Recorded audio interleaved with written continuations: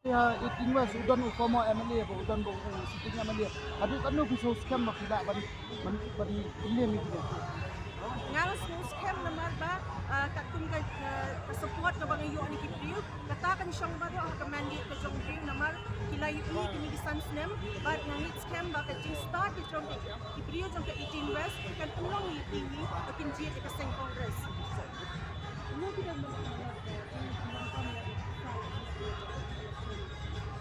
ya kata ngam la ban kan thua namar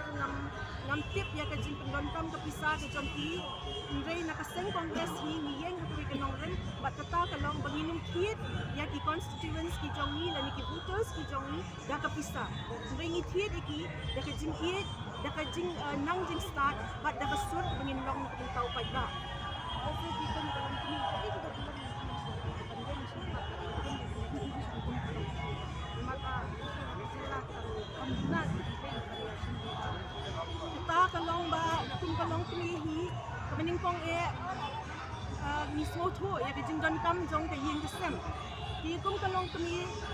ni don kita di jing slow na kapentaw quite baru wa pamong ke yin kesem ni mga kami kalong ka constituency ke jonga at nataray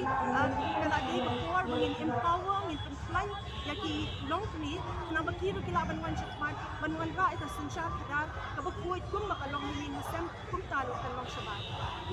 constituency jonga ki buon ki iki bat ngam laban kular ay ihani kadu mandawan hakubor hindi ngam kular sa sisin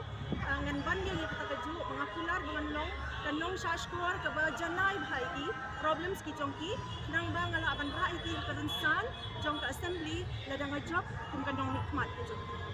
Komben. nangit scam ba kumba nga long hi nga kwa man long show constituency jong nga kanong kata kalong kabakuot kabasiba kamamdan kanu ka jing kanto na kanu kalya kawairu in nakapati imdon ka jing pamangki in banyangit scam malada ka wan kanita jing sinsyado ka congress nangit scam pagabamsap kandi ka ik paningkong kabangin yali banrat din kong nakani ka jala ka pede ka jani ladang imla banrat ka jing bamsap kamot kipating ki jongi kan kinjot lat bar kinun conscious